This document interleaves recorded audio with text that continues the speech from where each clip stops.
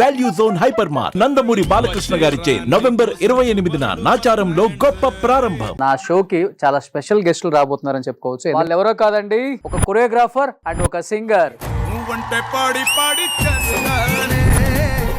రమణి గారు పాడిన పాటలలో మీకు బాగా నచ్చిన పాట అంటే ఏమని చెప్తారు? గుసగుసలాడే అని నాని గారిది జెంటిల్మెన్స్.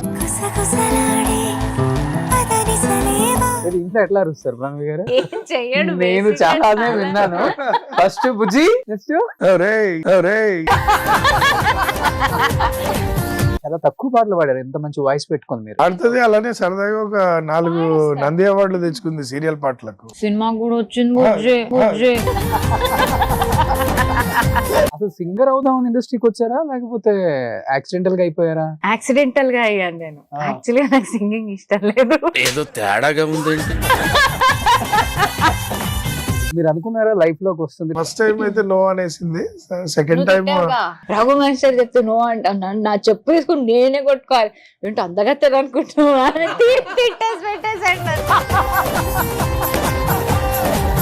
పాప ఎలా ఉంది? మీలా ఉందా లేకపోతే మీలా ఉందా? అసలు స్కూల్లో నుంచే మంచి పేరు దానికి డాన్స్ లో. మీరు చూడండి ఒకసారి, దానికి కోఆర్డినేషన్ ఉండదు. అదే ఇండస్ట్రీలో పెళ్లిళ్ళు చేసుకుంటే ఒకే ఫీల్డ్ కి సంబంధించిన వాళ్ళు తొందరగా కలిసి ఉండరు, విడిపోవటం కష్టం అనేది అప్పటి నుంచి ఇప్పటి వరకు జరుగుతూనే ఉంది, చూస్తూనే ఉన్నాం. అలా మిమ్మల్ని భయపెట్టిన వాళ్ళు చాలా మంది ఉంటారు కదా. పెద్ద సిద్ధాంతులు గారు ఇలా వెళ్ళి చేసుకోబోయే అబ్బాయిని ఇలా జాతకాలు చూపించి ఆయన ఒకటే అన్నాడు. జానీ మాస్టర్ చూసిన ఒక ఇష్యూ అయింది. వాళ్ళ వైఫ్ బాగా ఫైట్ చేశారు. మళ్ళీ మాస్టర్ బయటకు వచ్చిన తర్వాత కూడా వాళ్ళ వైఫ్ కి ఆ గ్రాటిట్యూడ్ ఆయన చూపించిన విధానం చూస్తే అసలుకి ఆ టైంలో జానీ చూసినప్పుడు ఏమనిపించింది మీకు? అసలు ఇది చాలా సెన్సిటివ్ ఇష్యూ సార్. ఆ టైంలో తన బ్యాడ్ టైం అనుకుంటా కారాగారంలోకి వెళ్ళాల్సి వచ్చింది. యమదొంగలో 3 సాంగ్స్ పాడారు మీరు. ఒకసారి పాడండి. నువ్వు ముట్టుకుంటేనే తట్టుకుంటాను, పట్టుకుంటేనే చుట్టుకుంటా, నువ్వు మర్చిపోతేనే చచ్చిపోతా. బాలు గారి ఒక మంచి సాంగ్. నీలాలు కారేనా, కాలాలు మారేనా, నీ జాలినే చూడలేనా, నీ జాలినే పంచుకోనా.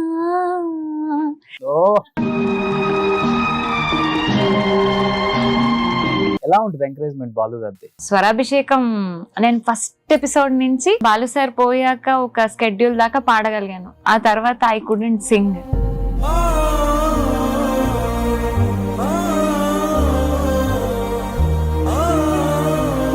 I can't imagine that stage without him. I cannot sing without him.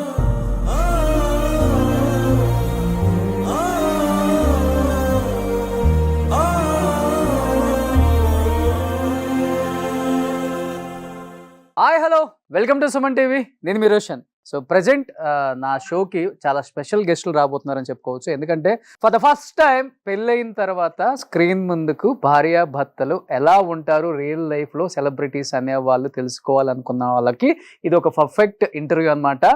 వాళ్ళు ఎవరో కాదండి, ఒక కొరియోగ్రాఫర్ అండ్ ఒక singer. Is none other than great choreographer Raghu master and great singer Pranavi గారు.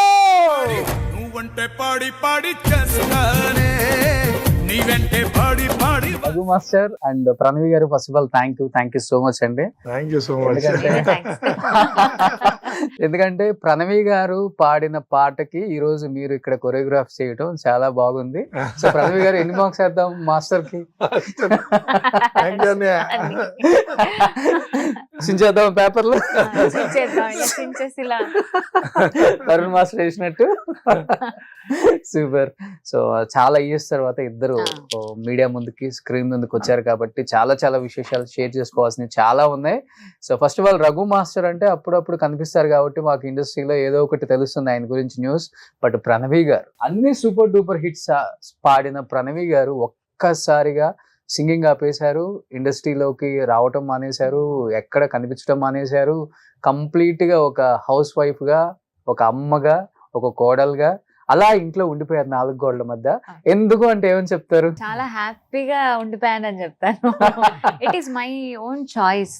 ఓకే. అంటే నేను చాలా మందిని చూసాను, నా ఫ్రెండ్స్ అయినా లేకపోతే వేరే సెలబ్రిటీస్ అయినా ఎవరైనా సరే, పిల్లలు పుట్టాక of course career is very very important for a women, especially women. తన ఇండివిజువాలిటీ, సెల్ఫ్ సస్టైనబిలిటీ, సెల్ఫ్ గా నుంచోవడం అది ఉండాలి. అది ఒక కాన్ఫిడెన్స్ బూస్ట్ కూడా ఇస్తుంది.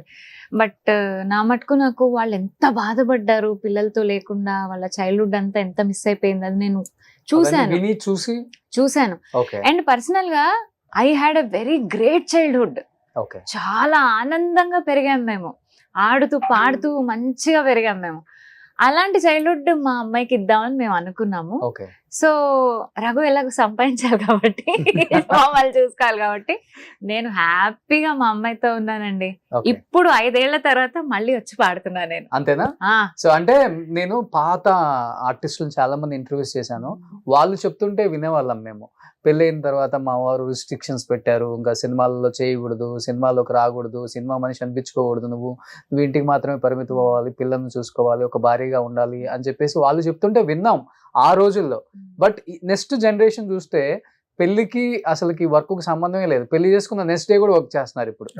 అలాంటిది మాస్టర్ మీరేమన్నా రిస్ట్రిక్షన్స్ పెట్టారా ప్రణవి గారికి? అట్లా అసలు 1% కూడా పెట్టండి. ఎందుకనంటే చాలా ఇష్టం సింగింగ్, వీళ్ళ ఫీల్డ్ అంటే కూడా. అందులో మీకు పాటలు అంటే ఇష్టం? పాటలు అంటే బేసిక్ గా చిన్నప్పటి నుంచి మా నరనరాల్లో కూడా పాటలు అంటే అలా ఇమిడిపోయాయి. ఇష్టం కంటే ఎక్కువ హీ రెస్పెక్ట్స్ దట్ ప్రొఫెషన్. ఒకటైతే నేను అంటే ఐ డోంట్ రికమెండ్, నేను ఎక్కడికి నాకు తెలిసిన వాళ్ళ దగ్గర కూడా నేను చెప్పలేనేమో కానీ, బట్ తనకు వచ్చిన వర్క్ తను నాకు ఎప్పుడన్నా చెప్పి ఇట్లా నేను రికార్డింగ్కి వెళ్తున్నాను అని చెప్పిందంటే మటుకు హ్యాపీగా నేనే వెళ్ళి డ్రాప్ చేసి పిక్ చేసుకుని వస్తాను. అది ఏ టైం అయినా.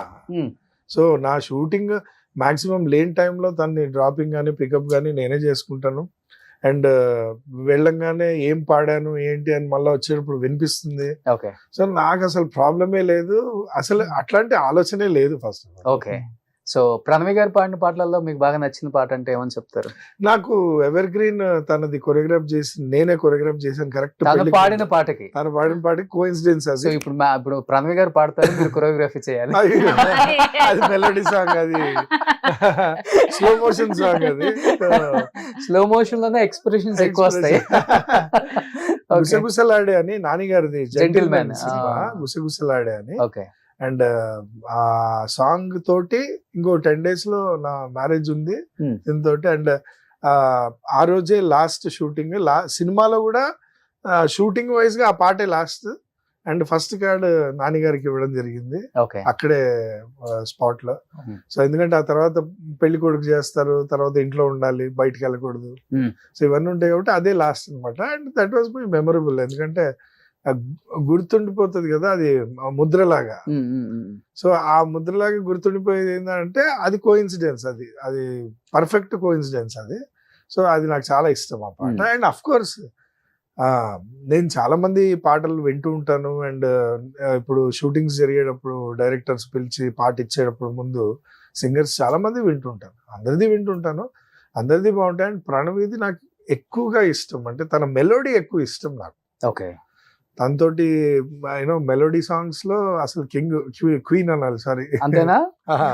అంటే ఆ పాడుతుంటే సెన్సిటివ్నెస్, టెండర్నెస్ ఉంటుంది వాయిస్ లో, అది చాలా బాగా ఇష్టం. బట్ రియల్ లైఫ్ లో అంత మెలోడీ ఉందా ఇంట్లో? మెలోడీ ఉంటది, ఎందుకంటే మెలోడీ ఉంటది 100%. ఆ వాయిస్ లో ఎంత మెలోడీ ఉందో ఇంట్లో కూడా సౌండింగ్ లో మెలోడీ ఉంటది. చాలా మెలోడియస్ ఉంటుంది. ఒకసారి చిన్నగా వాయిస్ ఎక్కువ వినపడేది తందే ఇంట్లో. ఓకే. వినపడికి ఎందుకు అరుస్తావు అని అంటే నా వాయిస్ ఇదే అని అంటే, అరే అవును. ఇంట్లో ఎట్లా అరుస్తారు ప్రణవి గారు? చెయ్యడు, నేను చాలా విన్నాను. ఫస్ట్ బుజ్జి, నెక్స్ట్